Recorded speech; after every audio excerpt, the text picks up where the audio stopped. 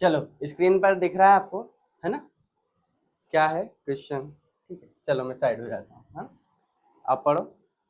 कोष प्रारूप, ठीक है, कोष प्रारूप जिसे हम बोलते हैं सेल टाइप ट्रांसफार्मर के छोटे जो ट्रांसफार्मर होते हैं में सामान्यतः खालिस्तान प्रकार की क्रोड का या जो होती है कोर, जिसे हम क्या कहते हैं, कोर कहते हैं ना, कोर प्रयुक्त होती है। कौन से प्रकार की होती है? ई और आई प्रकार की, एफ और एफ प्रकार की, ई और ई प्रकार की, या फिर टी और यू प्रकार की, है ना। बताएंगे कौन सा, ए वाला। चलो सही बताया है आपने कि इसका जो आंसर होगा वो क्या होगा, ए और वाला, जो कि है ई और क्या होगा, आई प्रकार का। ठीक है, ई और आई प्रकार का इस तरह से बनाई जाती है कोर। अब ये कैसे काम करता है, इसे ई प्रकार की ये है। अब इसके बाद क्या करेंगे, हमने ये ई बनाया है ना, और इसमें जो होता है आई प्रकार की ऐसे सिल्ट बन, तो इस तरह से जो होता है आपका, आपकी कोर की अगर हम बात करें तो इस तरह से कुछ ये डिजाइन बन जाता है। ठीक है, इस तरह से इसको ऐसा घुमा लो। अब इसमें हमने क्या कर दी, प्राइमरी वाइंडिंग, ठीक है, इसको बोला प्राइमरी वाइंडिंग। यहाँ पर कर दी हमने सेकेंडरी वाइंडिंग। कौन सी वाइंडिंग कर दी, सेकेंडरी वाइंडिंग। इस तरह से ये ई और आई, ये हो गया ई, ठीक है, ये इस तरह से ये पूरा ई हो गया आपका, ई वाला भाग, ठीक है, दूसरे कलर से ये ई इस तरह से बन गया, और ये आई वाली ऐसी पट्टी यहाँ से चिपका देते हैं एक के ऊपर एक स्टैंपिंग करके, है ना।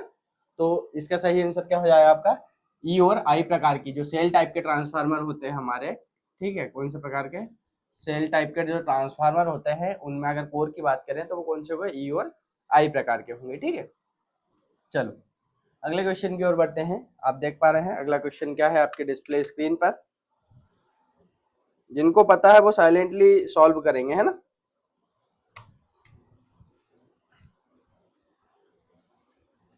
चलो अगला है क्वेश्चन आपकी स्क्रीन पर, वोल्टमीटर के साथ संयोजन में प्रयुक्त होने वाले ट्रांसफार्मर को विभव, ठीक है, पोटेंशियल ट्रांसफार्मर कहते हैं।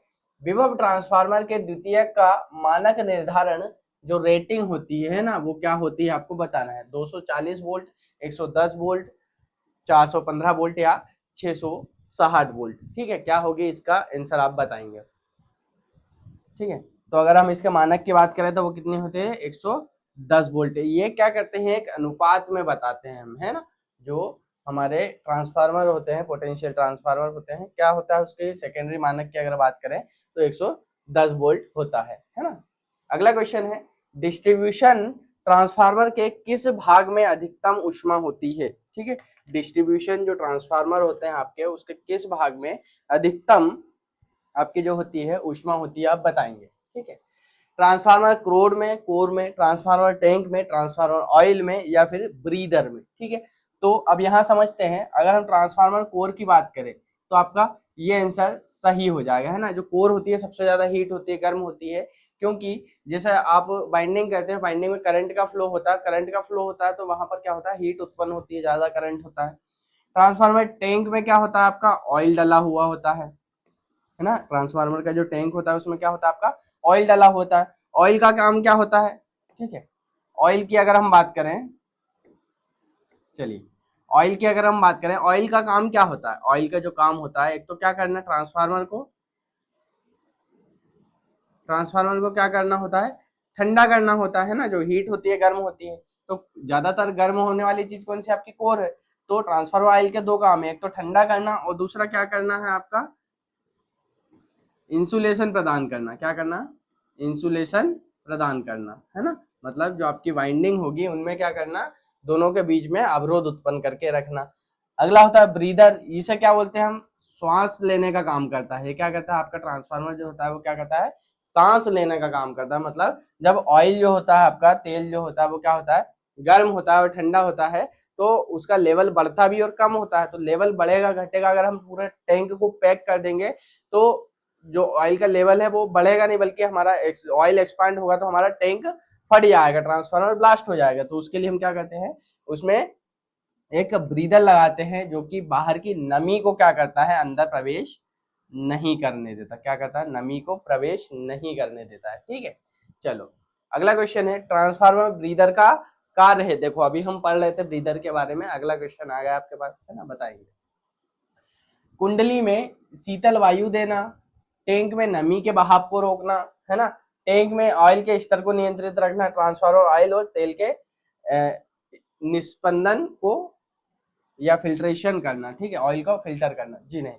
तो इसमें क्या होगा, टैंक में नमी के बहाव को रोकना या टैंक में नमी के प्रवेश को रोकना, ठीक है, टैंक में क्या करना, नमी के प्रवेश को रोकना। चलिए आपके लिए क्वेश्चन है, इसमें बता देता हूं, इसमें प्रयोग करते हैं हम सिलिका जेल। किसका उपयोग करते हैं, सिलिका जेल, ठीक है। अब ये सिलिका जेल, इसमें दो कंडीशन होती हैं, ठीक है, एक नमी सोखने पर, क्या होता है, सोखने पर, ठीक है, और दूसरा है ये सूखने के बाद कैसा हो जाएगा, मतलब नमी ज्यादा हो जाएगी तब क्या होगा, है ना, या फिर, हाँ हाँ ठीक है, एक नंबर। चलो, तो ये ऑनलाइन वालों के लिए है, कमेंट करके बताएंगे, ठीक है, ऑफलाइन वालों ने तो बता दिया है। नमी सोखने पर उसका रंग कैसा होगा, ठीक है, नमी सोखने पर रंग कैसा होगा, आप ये कमेंट करके बताएंगे। चलो, यदि पोलों की संख्या 4 और स्लॉट की संख्या 24 हो तो पोल पिच होगी, ठीक है, पोल पिच का मान क्या होगा आप बताएंगे, ठीक है।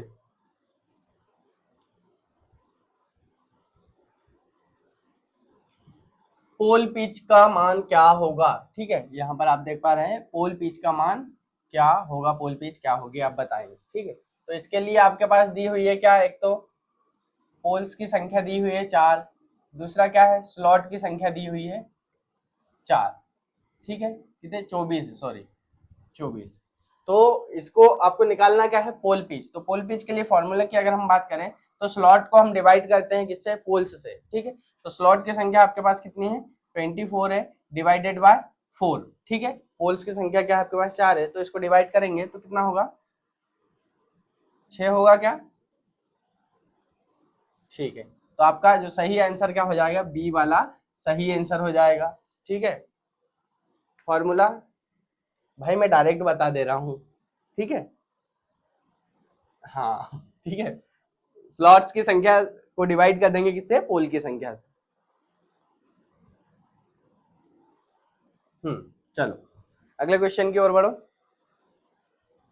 लेप और वेव तरंग कुंडलन बाइंडिंग के बीच प्रमुख अंतर होता है, क्या होता है बताओ भैया।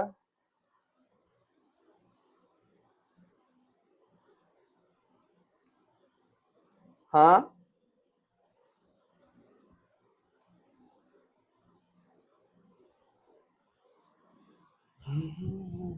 क्या अंतर होगा, ठीक है, लेप बाइंडिंग, ठीक है, लेप बाइंडिंग और वेब बाइंडिंग में क्या अंतर होगा, दोनों कुंडलन कुंडलियों के आकार में, तो दोनों कुंडली में तो बाइंडिंग है तो दोनों बाइंडिंग ही होंगी ना।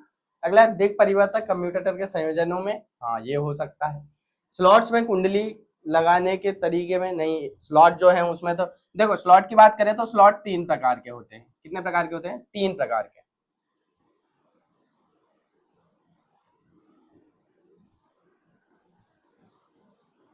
स्लॉट कितने प्रकार के होते हैं, 3 प्रकार के, एक खुले स्लॉट, एक बंद और एक अर्धबंद, 3 प्रकार के स्लॉट होते हैं, ठीक है, तीनों के नाम बता दी। तो इसमें शक्ति निर्गम में नहीं, ये भी नहीं होगा। सही आंसर क्या हो जाएगा, दिक् परिवर्तक के संयोजन। इसका जो कम्यूटेटर होता है, ठीक है, आपका जो कम्यूटेटर होता है ना, ये बारी बारी की स्प्लिट रिंग, यहाँ पर हम स्लिप रिंग को कट करके बनाते हैं ना, तो इसमें जो संयोजन करेंगे हमें ना, कम्यूटेटर राइजर पर, किस पर, राइजर पर जो संयोजन करेंगे, कनेक्शन करेंगे, उसमें अंतर होने की वजह से क्या होता है, दोनों के बीच में प्रमुख अंतर यही होता है कि दोनों में कनेक्शन होंगे, जो कनेक्शन होंगे हमारे संयोजन होंगे वो अलग अलग होंगे, है ना। चलो अगले क्वेश्चन की ओर बढ़ते हैं। एक 8 ध्रुव पोल वाले द्विपथ डुप्लेक्स लेप कुंडलन में खालिस्तान समांतर पथ होंगे, है ना,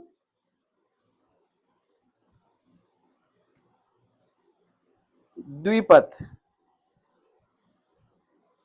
ठीक है, डुप्लेक्स लेप कुंडली में तो कितने पोल हैं आपके पास, 8 पोल है, डुप्लेक्स है तो हम मल्टीप्लाई करते हैं ना, तो कितना हो जाएगा, 16, यहाँ पर हम क्या डुप्लेक्स है, ट्रिप्लेक्स है, क्वाड्रुप्लेक्स है, तो इस तरह से अलग अलग होते हैं। तो यहाँ पर हम क्या करते हैं, मल्टीप्लाई करते हैं। तो कितने पोल्स है, 8 पोल है, 8 ध्रुव है, तो 2 से मल्टीप्लाई कर देंगे। 2 से ही क्यों करेंगे, क्योंकि यहाँ पर डुप्लेक्स है, ट्रिप्लेक्स होता है, सिंप्लेक्स, इस तरह से अलग अलग वाइंडिंग होती है ना, मल्टीप्लेक्स वाइंडिंग जिसे हम कहते हैं, है ना।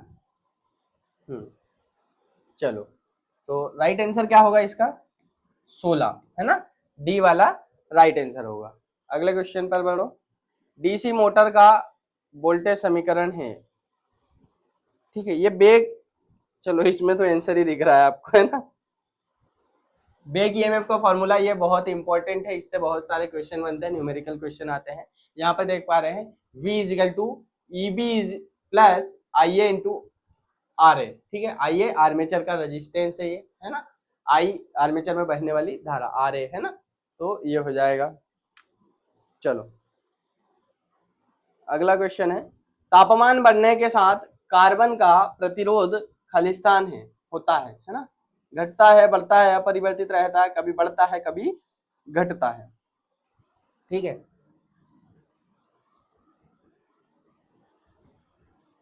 कार्बन, ठीक है, कार्बन ब्रश हम प्रयोग करते हैं किसमें, डीसी मशीन में,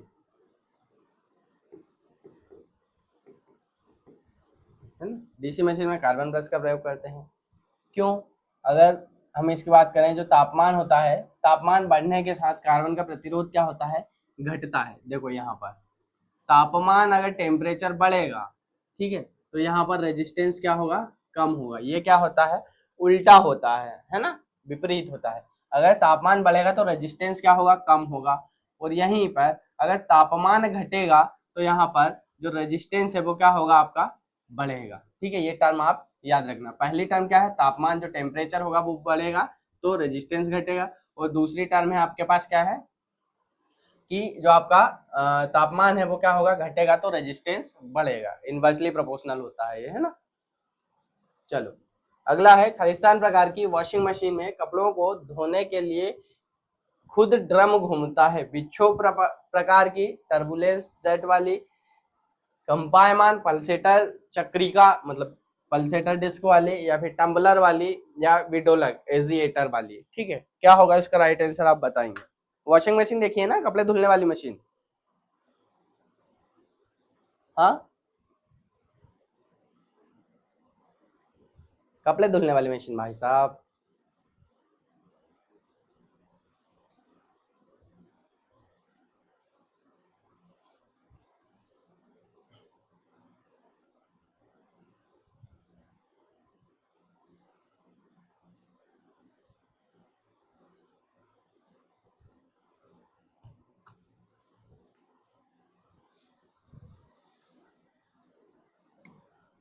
टम्बलर, चलो अब इसके बारे में समझो, वॉशिंग मशीन में होता क्या है एक्चुअल में, संरचना की बात करें तो ये आपकी क्या है, वॉशिंग मशीन,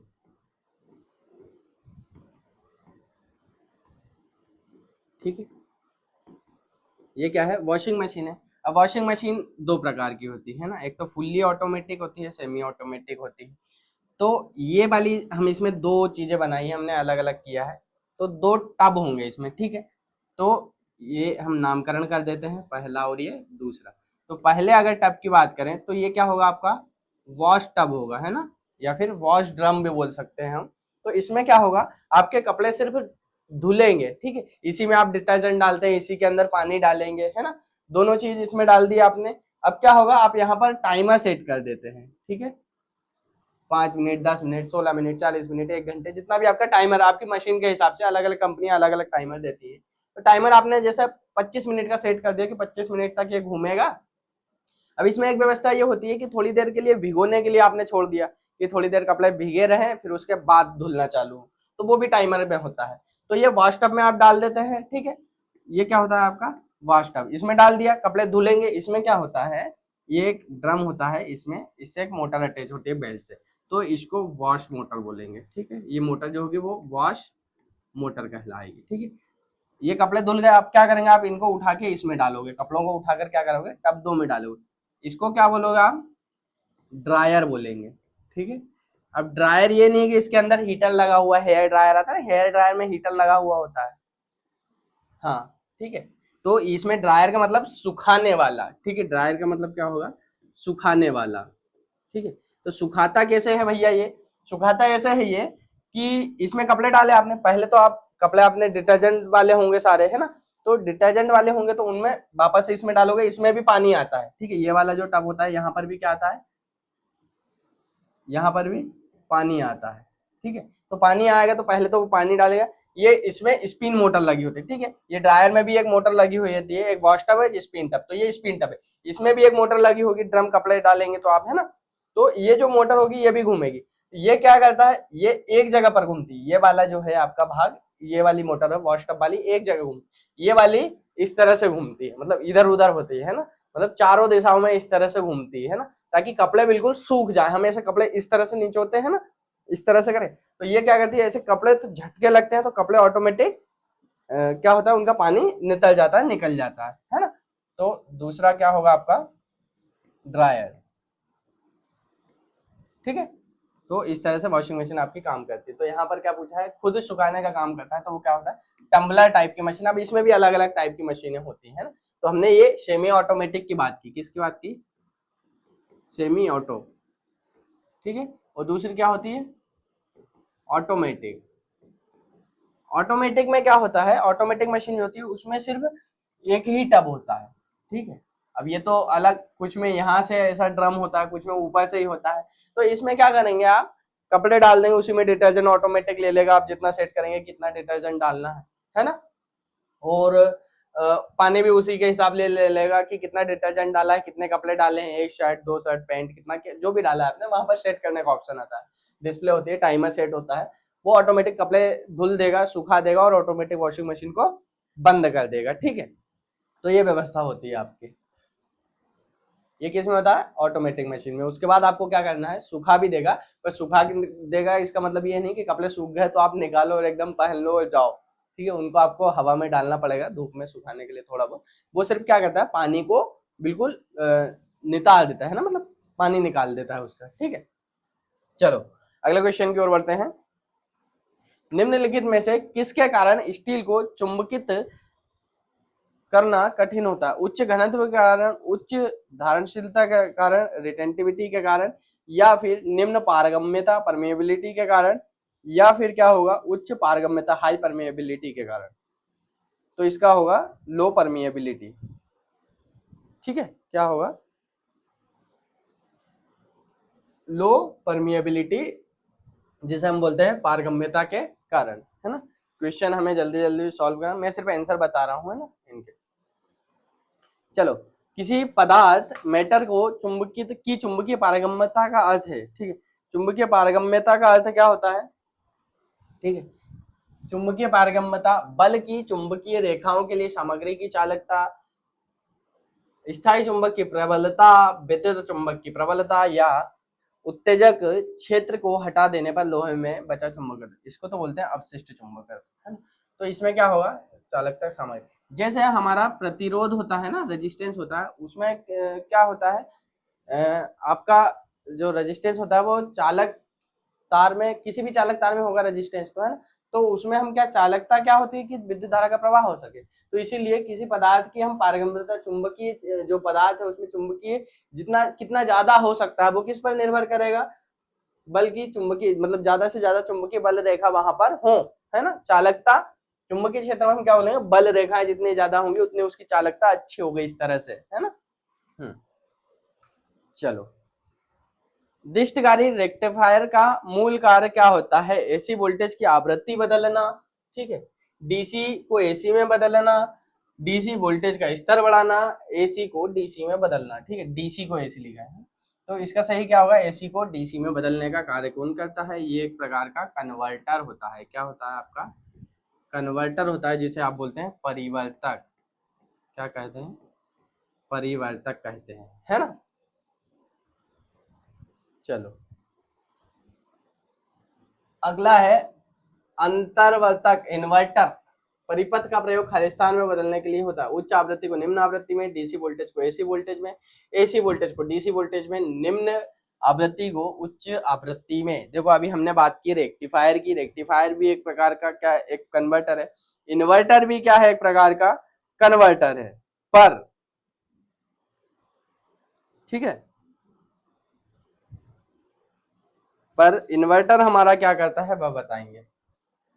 तो इन्वर्टर जो होता है आपको डीसी वोल्टेज को एसी वोल्टेज में बदलने का काम करता है। तो यहाँ पर एक गलती ये है, या मैं कहूँ क्वेश्चन जो है उस हिसाब से तो आंसर होगा डीसी को एसी में बदलता है, पर इन्वर्टर तो दोनों काम करता है ना।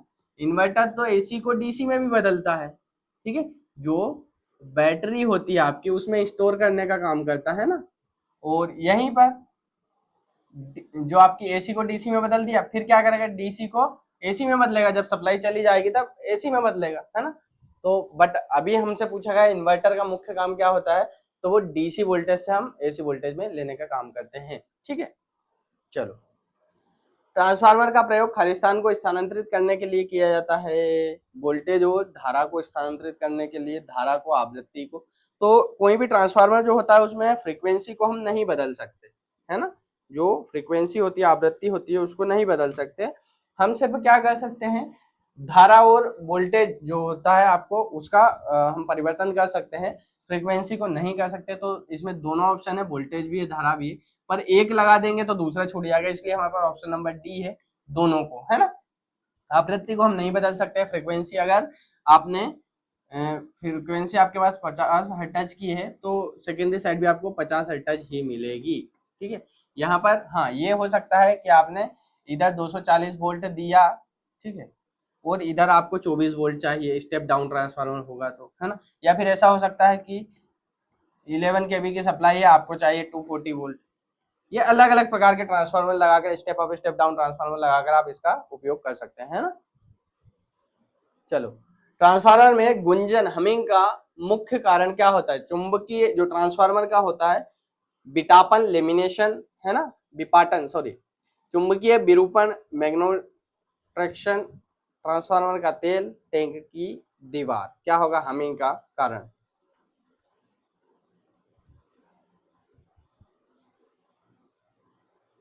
मैग्नेटोस्ट्रिक्शन, ठीक है। तो इसका सही आंसर क्या होगा, मैग्नेटोस्ट्रिक्शन, चुंबकीय विरूपण।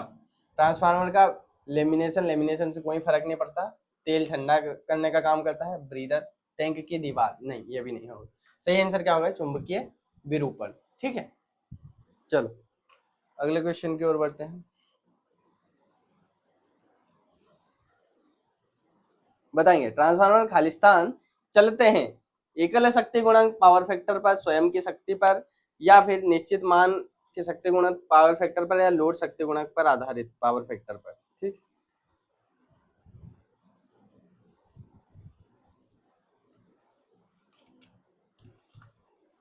ठीक, ट्रांसफार्मर जो होते हैं आपके लोड शक्ति गुणक पर आधारित होते हैं, ठीक है।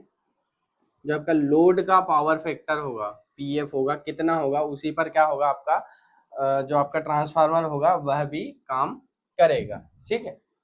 अगर आपने फॉर एग्जाम्पल आप चला रहे हैं इंडक्शन मोटर, ठीक है, इंडक्शन मोटर, वो जहां पर इंडक्शन की बात करते हैं तो वहां पावर फैक्टर क्या होता है, लेगिंग पावर फैक्टर होता है ना। पावर फैक्टर जहां इंडक्शन मशीन की बात करेंगे वहां पर क्या होता है, पावर फैक्टर आपका लेगिंग होता है ना। वो जहां पर अगर कैपेसिटिव लोड लगा हुआ होगा तो वहां पर क्या होगा आपका लीडिंग होगा, ठीक है। यूनिटी कब होगा, कमेंट करके बताएंगे, ऑफलाइन वाले, ऑनलाइन वाले, ऑफलाइन वाले तो बता ही देंगे, ठीक है। अगला है, ल्यूमिनस फ्लक्स की एसआई इकाई क्या है, ठीक है। ल्यूमेन है क्या, केवल, पावर, लक्स, मीटर, कैंडल, क्या होगा बताओ जल्दी से। चलो मैं साइड हो जाता हूँ भाई साहब, आपको दिख नहीं रहा है तो।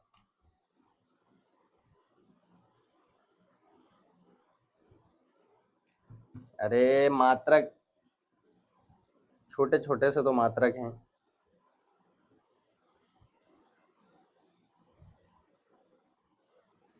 फ्लक्स ल्यूमेन होगा ना,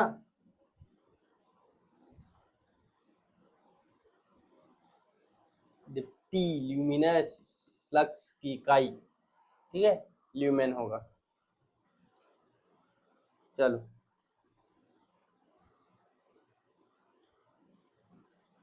सोडियम वाष्प वेपर लैंप की आंतरिक निस्सरण नलिका डिस्चार्ज ट्यूब के अंदर गैस होती है, कौन सी गैस होती है बताओ जल्दी से।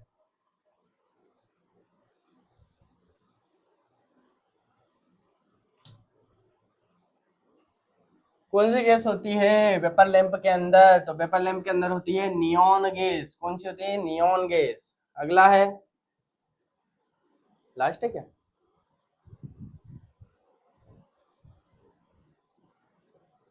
चलो ऑफलाइन वाले बच्चे तो समझ गए हैं, सबने सब्सक्राइब करके रखा है। यदि ऑनलाइन वालों के लिए है, चैनल को आपने सब्सक्राइब नहीं किया है, कॉन्सेप्ट पढ़ना है आपको, इलेक्ट्रिकल इंजीनियरिंग के बारे में पढ़ना है, तो आप चैनल को सब्सक्राइब कर लेंगे। बहुत सारे वीडियोस यहाँ पर ऑलरेडी डले हुए हैं। यदि आप कोर्स परचेस करना चाहते हैं तो आप हमारा एप्लीकेशन प्ले स्टोर से डाउनलोड कर लेंगे, लक्ष्य अकेडमी TEA। ठीक है, इस तरह से आप यहाँ पर देख पा रहे हैं।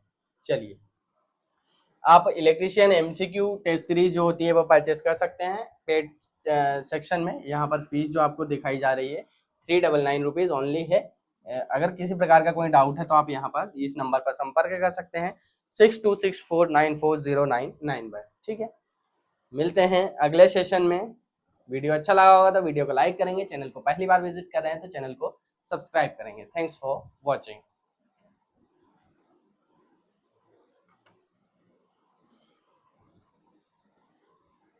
ऑफलाइन वाले देख लेंगे ना भाई, आपकी भी क्लास समाप्त है ना अब तो।